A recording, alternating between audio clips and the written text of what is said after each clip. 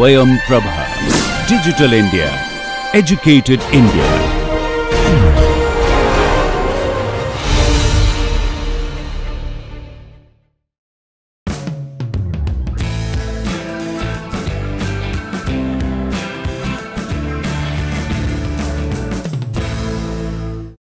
In the last class we have seen a relatively simple method for deriving shape functions for higher order triangular elements, and also we looked at concept of isoparametric mapping for triangular elements,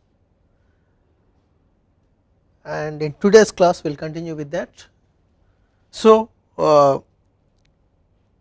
here a 6 noded triangular element is shown, physical element, and also 6 noded triangular element, parent element is also shown. Usually any arbitrary physical element we are going to map onto a parent element as shown in figure B there, and the relationship between xy coordinates of the physical element and s and t coordinates of parent element is given by these relations isoparametric mapping. X as x is equal to n1 x1 plus n2 x2 all the way to the number of nodes that we have for that particular element. Similarly, so using these two relations we get x and y, the coordinates of a physical element in terms of s and t. So, once we have these relations, we can write this derivative of shape functions with respect to s and t can be expressed, or they can be calculated once we know derivatives of shape functions with respect to x and y, and this relation can be compactly written as j times, where j is Jacobian, j times partial derivative of shape functions with respect to x and y, or the inverse relation if we know derivatives of shape functions with respect to s and t, how to calculate derivatives of shape functions with respect to x and y is given by this inverse relation.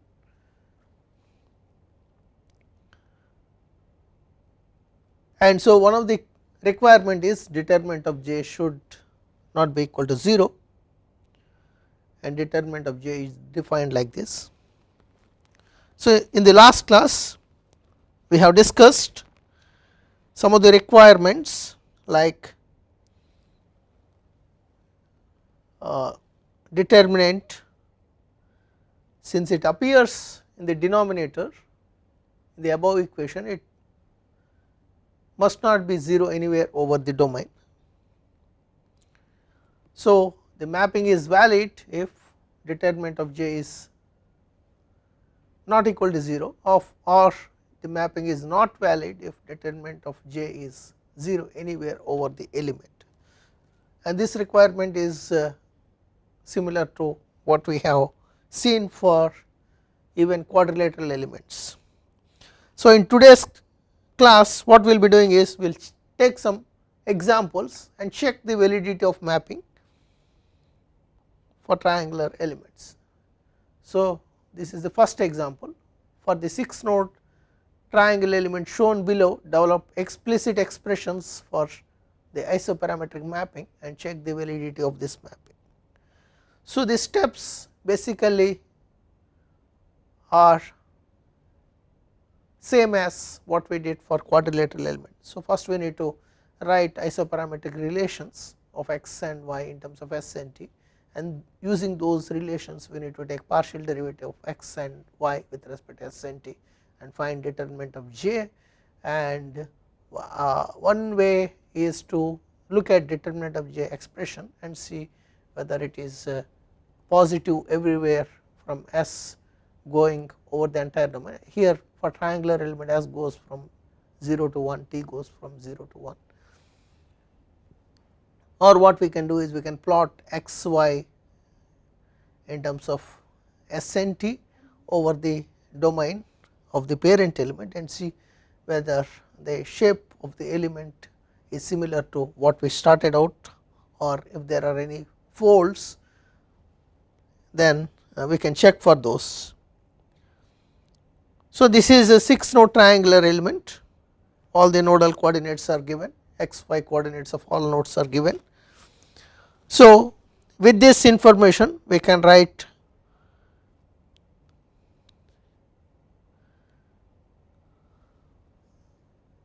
the x coordinates and y coordinates of all nodes, and then once we have this information we can write using isoparametric relations, we can write x in terms of S and T, where shape functions or the shape functions corresponding to the parent element in terms of S and T. So, substituting n1 to n6, which we already found or which we already derived in last class for 6 node triangle element. Similarly, y in terms of S and T we can obtain using the shape functions of all the 6 nodes of the parent element in terms of S and T. So, once we have these relations we can plot these equations of x and y for the range S going from 0 to 1, t going from 0 to 1. So, by giving different values of S and t and plotting the equations corresponding to x and y, we get this figure, and this figure shows a triangle which is similar to what we started out with. When this figure is compared to the actual element, it is clear that mapping is correct, or we already know the relationship between x and y and S and T. Using that information we can even find Jacobian matrix and determinant of Jacobian, and we can check whether this determinant of J is greater than 0 for all values of S and T between 0 and 1. So, it can be easily checked that this is indeed positive for all values of S and T between 0 and 1. So, the mapping is valid. So, this is how we can check validity of mapping, and also this is how we can get isoparametric relations. So, now let us take this example again, except that we move node number 4 and 6 little bit closer to node 1. So, the locations of nodes looks like this for the new element. For the 6 node triangle element shown below, develop explicit expressions for the isoparametric mapping and check the validity of mapping. And if you see what is the difference between previous element and this element, the only difference between this element and the one in the previous example is that nodes 4 and 6 are moved very close to node 1. We learned earlier that the nodes, interior nodes should satisfy the condition that it should lie between L over 4 and 3 L over 4. So, once that condition is violated, that reflects in the mapping. So, that is what we are going to observe in this example. So, with this information of nodal coordinates, we can write isoparametric mapping expressions of x and y in terms of S and T, and once we have this we can plot x and y for different values of S and T and see how the plot looks like, or we can also find determinant of j and check whether it is greater than whether it is greater than 0 over the domain s going from 0 to 1, t going from 0 to 1. So, this is j which is calculated from x and y, determinant of j, and this is plot of x and y, x y expressions in terms of s and t, and you can see here a part of element is folded onto itself, thus mapping is not good. And this can also be verified by checking the Jacobian or determinant of Jacobian, and it can be easily verified that the determinant of Jacobian that we just calculated is not positive for all values of s and t between 0 and 1. For example, at t is equal to 0.5 and s is equal to 0.007742, Jacobian is 0. So, mapping is having some problem, it is not valid mapping. So, this is how we can check the validity of isoparametric mapping. And now let us go to the other concept, that is numerical integration for triangles.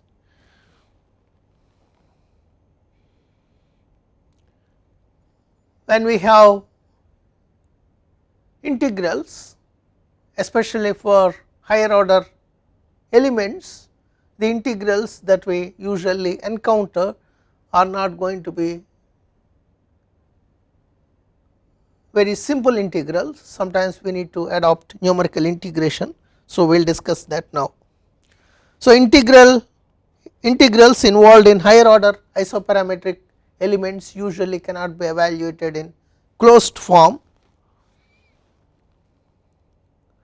thus numerical integration must be employed.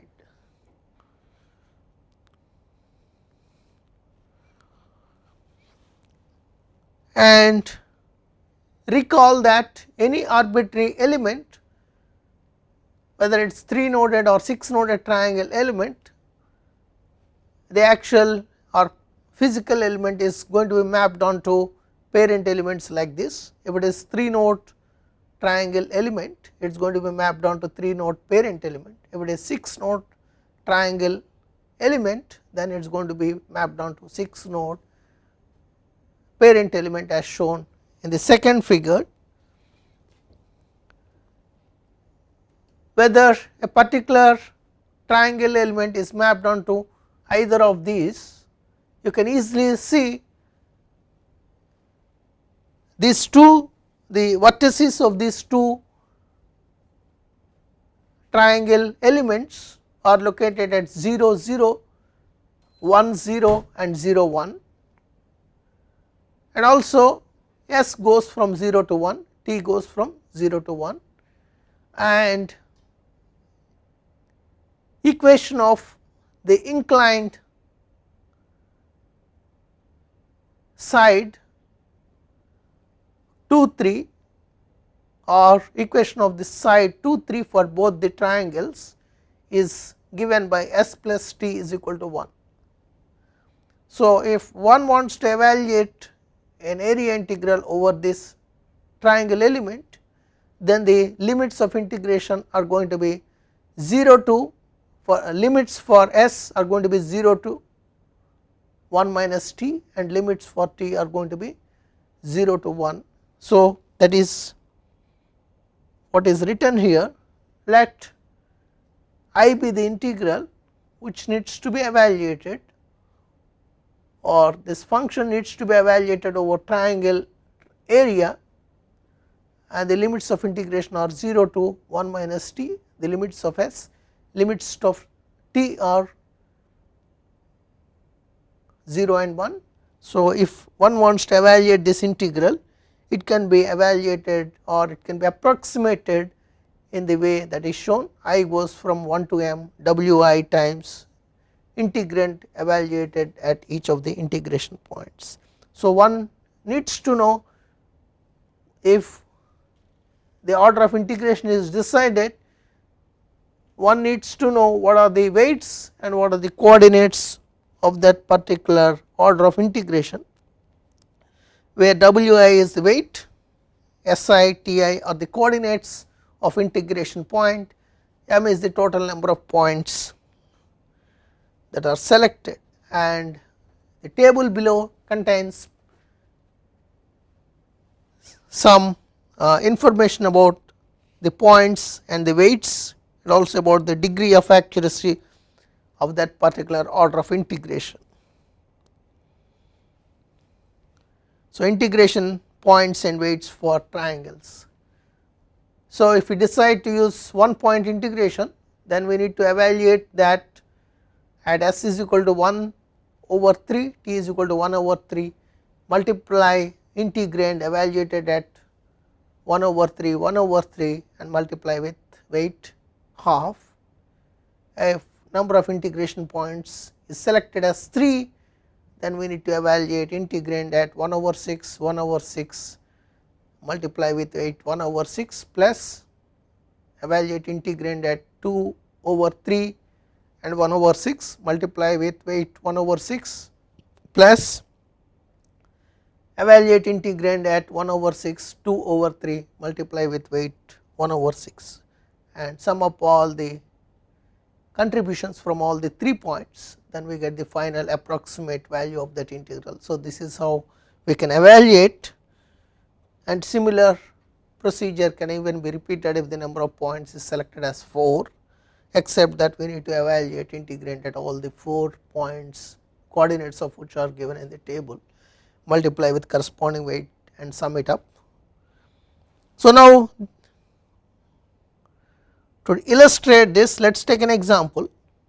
Evaluate integral over triangular area n1 square plus n5 ds dt of a quadratic triangle element shown in figure below. For this kind of element, we already know this shape function expressions for n1 to n6. So, we can easily substitute what is n1 and n5 and simplify that integrand and apply numerical integration scheme corresponding to the triangle element and approximate that integral. So, for this particular element, n1 is given by this, n5 is given by this, which we already derived in the last class. So, substituting this information of n1 n5 into the given integral, I simplifies to what is shown there, and as you can see integrand is complicated. So, we need to adopt numerical integration scheme, and we need to identify what is the integrand. This is f as a function of s and t, which is given there is the integrand. So, depending on the number of integration points that we decide to use, we need to evaluate this integrand at so many integration points, multiply with corresponding weights and sum it up.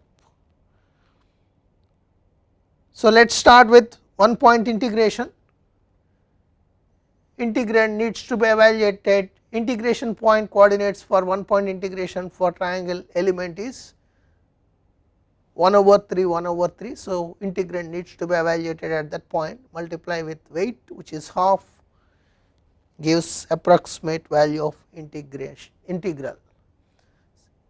Next is 3 point integration.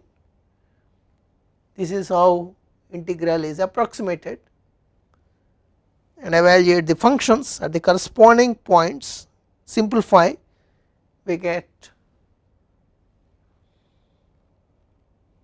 value to be this.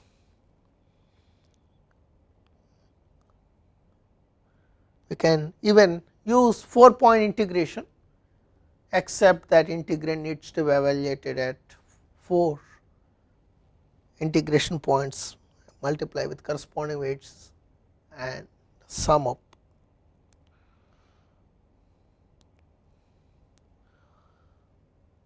As you can see here, the as we increase the order of integration, we approach closer to the exact solution.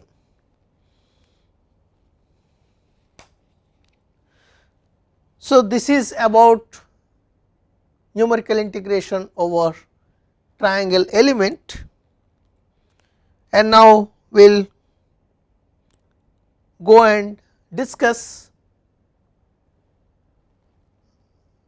the how to solve two dimensional general two dimensional boundary value problem using 6 node triangle element. So, for that we need to first develop the element equations, and the procedure for developing element equations for 2D boundary value problem is similar to what we did for quadrilateral elements, or even for that matter linear triangle element. So, a 6 node quadratic triangle element with curved boundaries and its parent element are shown here. Physical element and parent element of 6 node triangle is shown, and the nodal coordinates of the physical element are identified as x1 y1 for node 1, x2 y2 for node 2, and so on. And we can put all the x coordinates and y coordinates of parent element in a vector. Vectors of x and y coordinates are defined like this, and for isoparametric mapping we require shape functions of 6 node triangle element in parent coordinate system, or shape functions corresponding to parent element. This is 6 node triangle element in parent coordinate system. The shape functions are as given here. So, we can put all the shape functions in a vector denoted with bold n, and now isoparametric relations.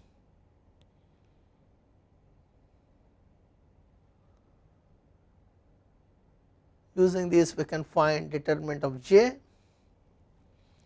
and once we have that we can find what is derivative of shape functions with respect to s and t. All this procedure is similar to what we are repeatedly doing for different kind of elements.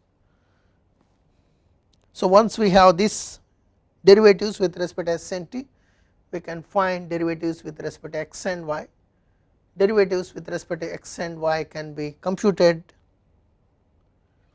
like this, which are denoted with bx and by. So, now using parent element shape functions, the trial solution and its derivatives can be written as follows.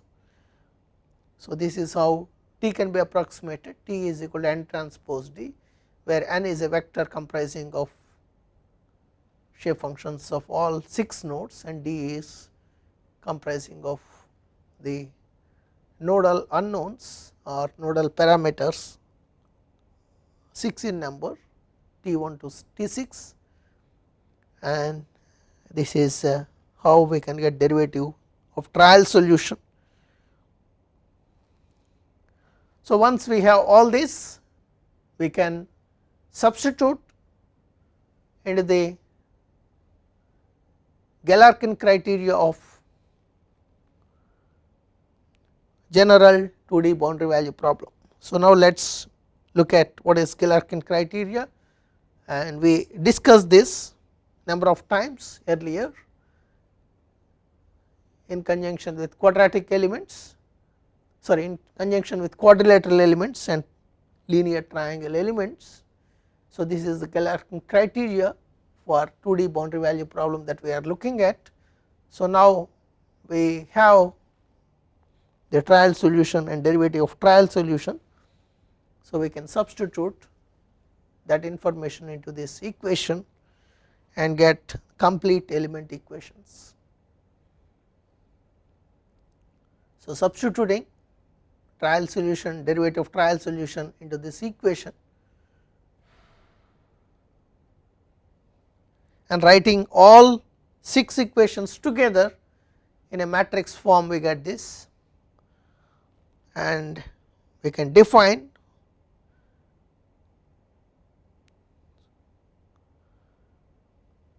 kx, ky, kp, k alpha, r beta, r q to write complete element equations as kd equal to r, similar to what we did for quadrilateral elements. So, now if you see here we have area integrals, that is integrand needs to be evaluated over triangular element area, and sometimes integrand needs to be evaluated over boundary of element. So, we need to discuss about integration similar to what we did for quadrilateral element for these triangle elements. So, evaluation of area integrals can be evaluated using Gaussian quadrature for right triangles. For example, kx is evaluated as, only thing is, since we are dealing with triangle elements, limits of integration goes from 0 to, limits of integration for s goes from 0 to 1 minus t, and for t goes from 0 to 1. With that understanding, we can proceed and get the number of or once we choose the, once we decide the number of integration points, we can get the points, coordinates and weights from the table that is given. So, S and T are the locations of Gauss point, W I, W j are corresponding weights. So, evaluating the integrand at the point, each of these points multiply with corresponding weight, we can sum it up and get the approximate value of integral.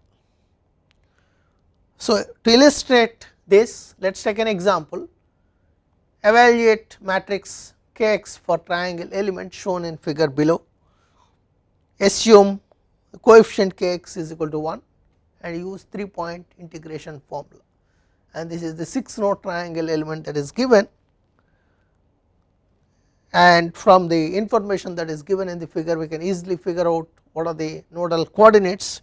So, we can write all the x coordinates and y coordinates in a vector form, and that is the starting point, and also here it is suggested to use 3-point integration formula, and here we will the computations computation details are shown for one integration point. So, similar procedure can be repeated for the other 2 integration points, and by summing up contribution from all the 3 integration points, approximate value of this matrix kx can be obtained. So, x coordinates, y coordinates,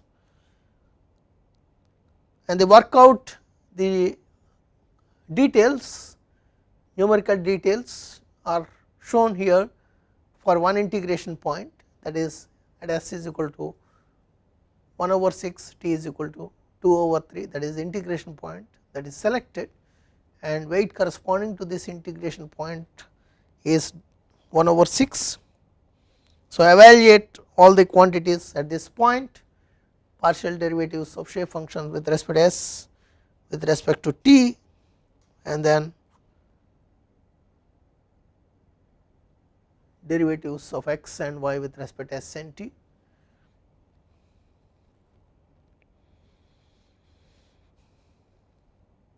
And then determinant of j. Once we have this, we can calculate what is by.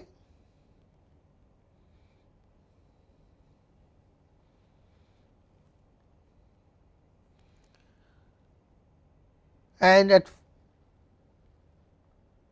this integration point what is the value of this matrix is given by this.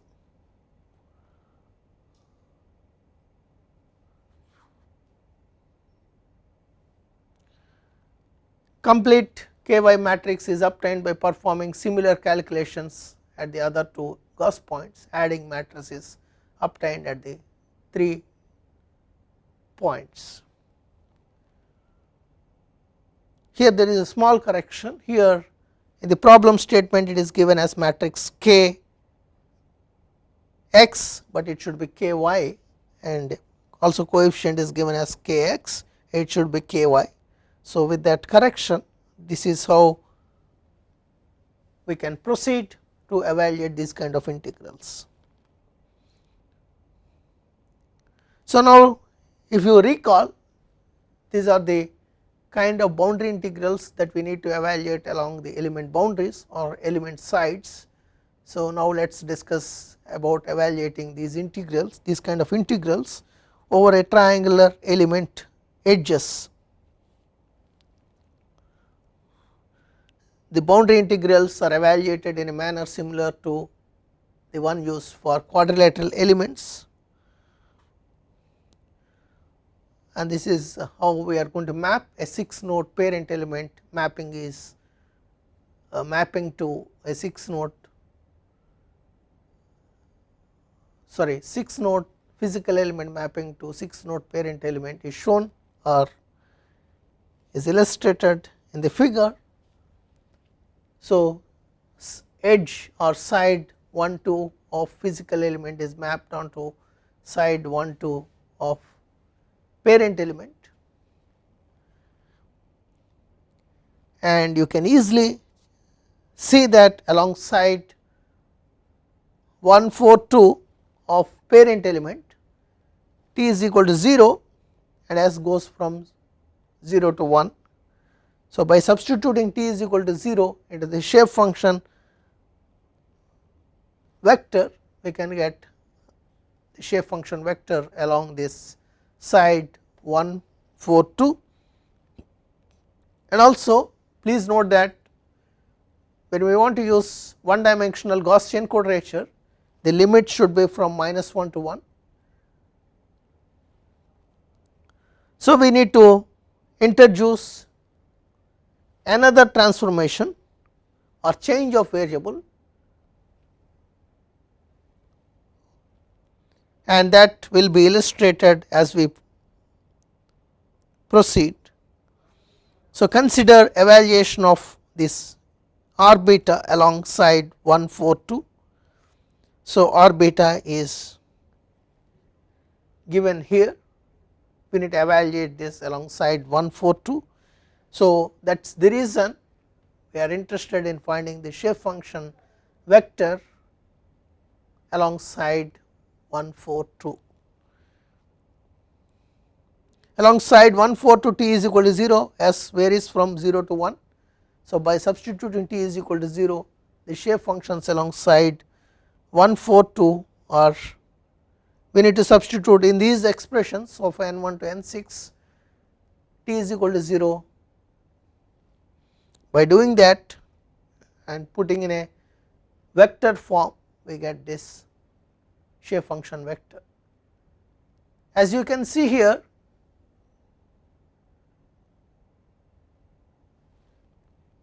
we need to here we can make another substitution, or we can define another variable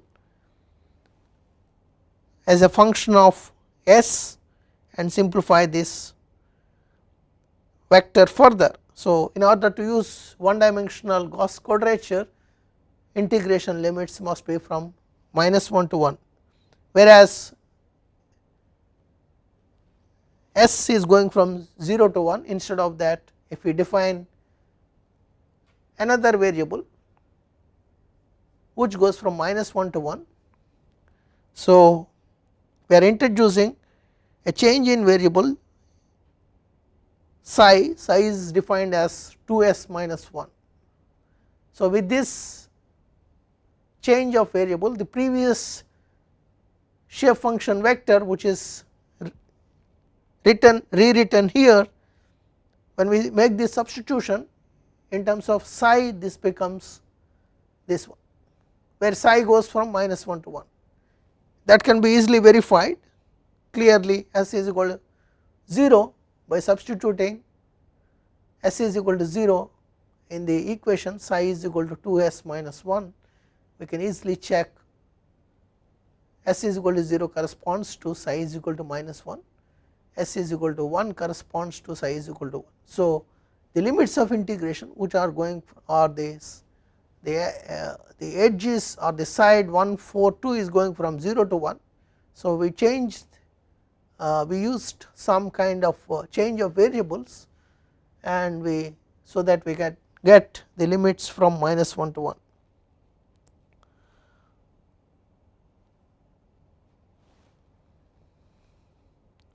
So, in terms of psi we have the desired limits,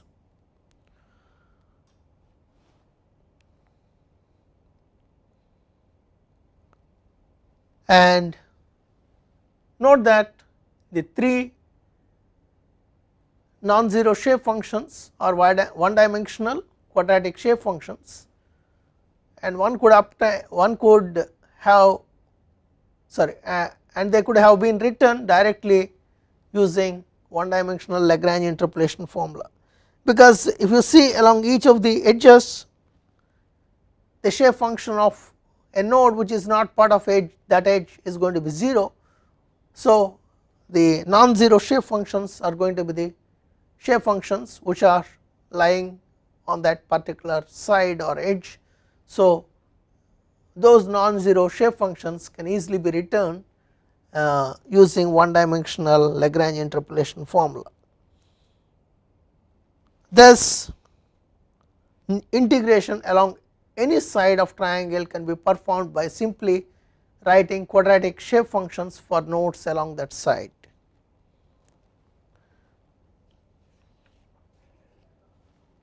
So, now this side 1 4 2 of physical element is mapped onto side 1 4 2 of the parent element, and this mapping in terms of psi can be written like this: x is equal to n1 x1 plus n2 x2 plus n3 x3, because the rest of the shape functions are 0. Sorry, here it is n1 x1 plus n2 x4 plus n3 x2, and n1 n2 n3 or n1 n4 n2 are substituted in terms of psi here. So, this gives us relation between x and psi. Similarly, we can write relationship between y and psi, and we can take partial derivatives of x with respect to psi and y with respect to psi.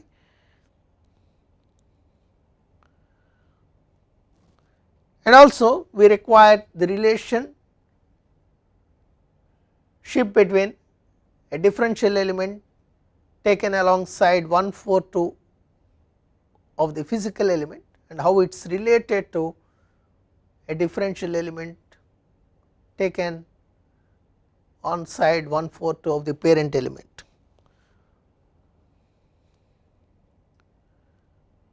So, the differential arc length on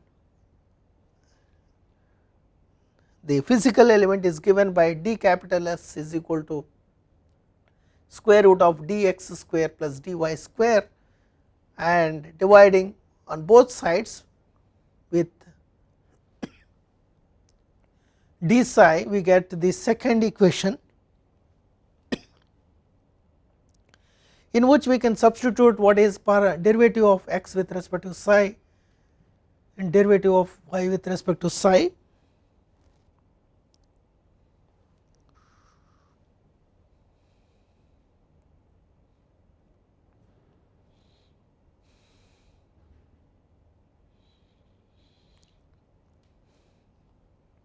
So, this gives us relationship between differential element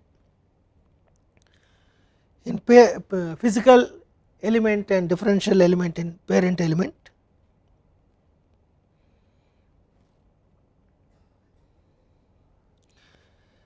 So, with this relation the boundary integral can be written in terms of psi which goes from -1 to 1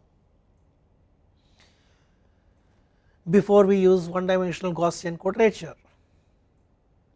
So, boundary integral can now be evaluated as follows using one dimensional Gaussian quadrature. R beta needs to be evaluated along side 1 2 which is defined as beta times n ds, and using change of variables limits of integration becomes -1 to 1 and differential element of the physical element d capital S is replaced with j times d psi, and this integral can be evaluated or approximated using one dimensional Gaussian quadrature by evaluating integrand at each of the integration points multiply with weight and summing up contribution from all the integration points. So, this kind of procedure can even be repeated even if it is other integral. So, integral k alpha can be evaluated using same shape functions and Gaussian quadrature. Only thing is it looks like this, and here we discussed only along side 1 4 2, and if it is some other side everything is same except that different shape functions are going to be 0 along different sides. The procedure is same if natural boundary condition is specified along any other side. The only difference is that different shape functions are 0 along different sides. For example, along side 2 5 3 the non-zero shape functions in terms of psi are these, which can also be, as I mentioned, these shape functions can also be obtained using Lagrange interpolation formula, and alongside 3 6 1 these are the non-zero shape functions in terms of psi. So, to illustrate some of these details, let us take an example.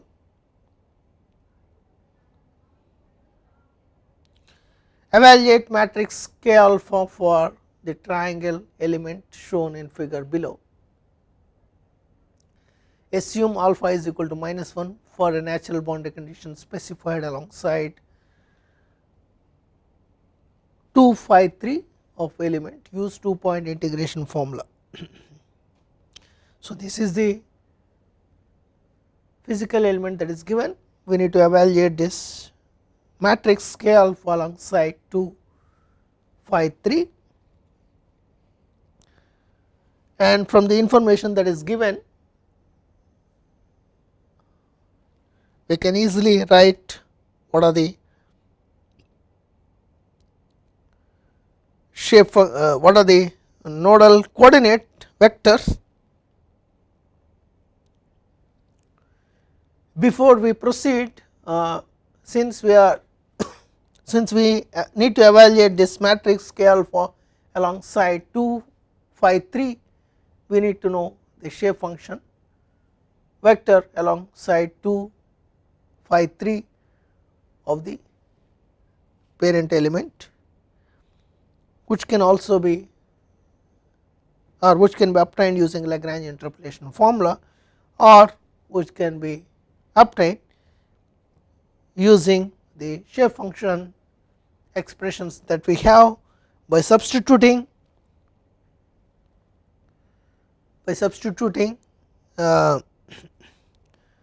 S is equal to 1 0, t is equal to 1 0 at nodes 2 and 3, and by substituting S is equal to half, t is equal to half at node 5.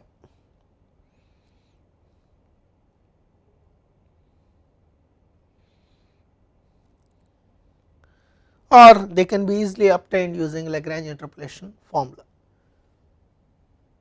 So, the non-zero shape functions alongside 2, 5, 3 in terms of psi are given in this vector.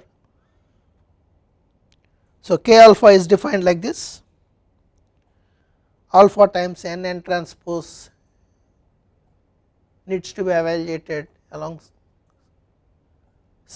1 alongside 2, 5, 3, and this can be approximated with change of variables as -1 to 1 integral -1 to 1 alpha n transpose Jacobian times d psi,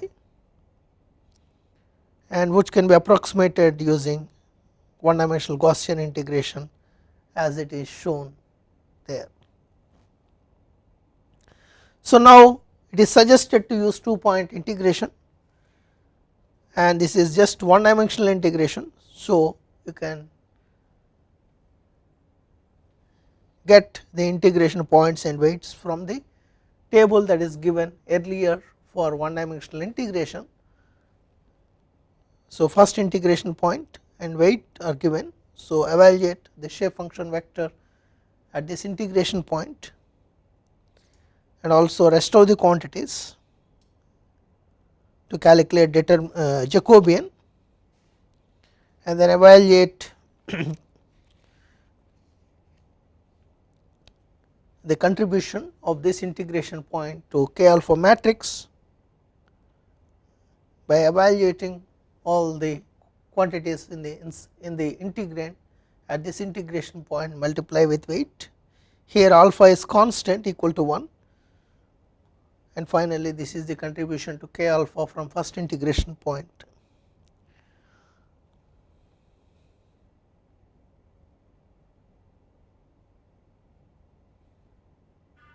Second integration point, coordinate and weight,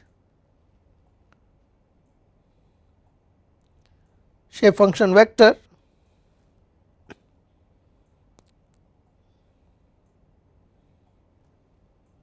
and once we get the all other information,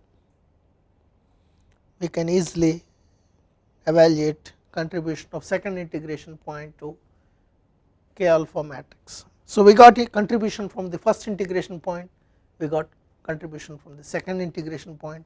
We need to add these two contributions to get final value of k alpha. So, k alpha matrix is given by k alpha 1 plus k alpha 2. Finally, this is the solution for this problem. So, this is the way we can evaluate these integrals using one dimensional integration along the boundaries of a triangular element, all the line integrals or the boundary integrals. And given any problem, once we have the area integrals and boundary integrals, we can write complete element equations and assemble the global equation system, apply the essential boundary conditions and solve for the nodal unknowns. And then once we have the unknown solved, we can come back to each of the elements and do post processing to find trial solution at any point inside the element and derivative of trial solution at any point inside the element. So, this completes higher order triangular elements.